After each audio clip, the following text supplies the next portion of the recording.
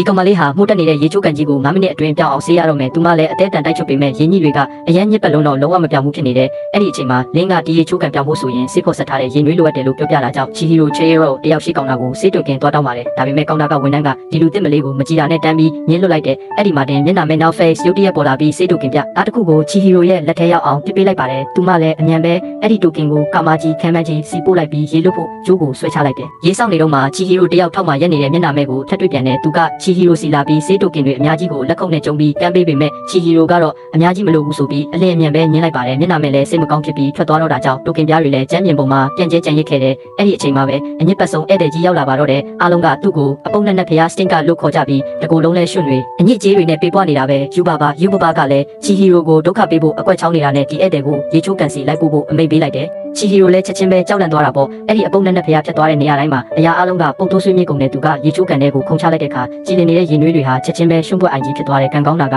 ချီဟီရိုမှာမျက်နှာမဲ့ပေးထားတဲ့တိုကင်ရှိနေလို့ကာမာကြီးစီပို့ပြီးကျိုးဆွဲလိုက်တယ်ဒါပေမဲ့မတော်တဆချေချော်ပြီးရွှေတွေပြည့်နေတဲ့ရေကန်နဲ့ကျသွားပါလေရောချီဟီရိုတယောက်ရှုံးပွက်တွေကြားရုန်းကန်နေတော့မှပဲနတ်ဖျားကသူမကိုအချိန်မီပြန်မပေးလိုက်ပါတယ်အဲ့ဒီအချိန်မှာနတ်ဖျားရဲ့နဘေးမှာစူးတစ်ချောင်းဆိုင်နေတာကိုသူမမြင်သွားတယ်သူမလည်းအစွမ်းကုန်အားဆိုင်ပြီးဆွဲထုတ်ပေမဲ့မရဘူးယူပါကဒါဟာတာမန်အပုံနဲ့နတ်ဖျားမဟုတ်ဘူးဆိုတာရိပ်မိသွားပြီးစူးမှာကြိုးချီဖို့ချီဟီရိုကိုပြောတယ်ပြီးတော့အားလုံးကိုဝိုင်းဆွဲဖို့ခေါ်လိုက်တယ်အားလုံးစုပေါင်းပြီးဆွဲလိုက်တဲ့အခါမှာတော့စူးကြီးကျွတ်ထွက်လာပြီးလူတွေပြစ်ချထားတဲ့အမိုက်ပုံကြီးအညစ်အကြေးတွေနဲ့အမိုက်တရိုက်တွေအစုလိုက်ပြုံလိုက်ထွက်ကြလာပါတော့တယ်တကယ်တော့ဒီအပုံနဲ့နတ်ဖျားဟာလူတွေကမြစ်ထဲကိုအမိုက်တွေအဆက်မပြတ်ပြစ်ချလို့ညဉ့်ညမ်းသွားတဲ့မြစ်ဆောင်နတ်ဖျားဖြစ်နေတာပါအခုတော့မူလပုံစံအတိုင်းပြန်ဖြစ်သွားပြီးချီဟီရိုကိုလက်ဆောင်ဖြစ်မော်ဒန်ပလင်လေးတစ်ခုပေးခဲ့ပါတယ်သူမထွက်ခွာခင်မှာကြည်လင်တန်ရှင်တဲ့နတ်ဖျားပုံစံပြန်ဖြစ်သွားတာပေါ့ရေချိုးခန်းတွေကဧည့်သည်အားလုံးကချီဟီရိုအတွက်ဝမ်းသာအားရအော်ဟစ်အားပေးကြပေမဲ့မျက်နှာမဲတယောက်တည်းကတော့ထောက်တနေရာကနေသူမကိုမေးကြည့်နေခဲ့ပါတယ်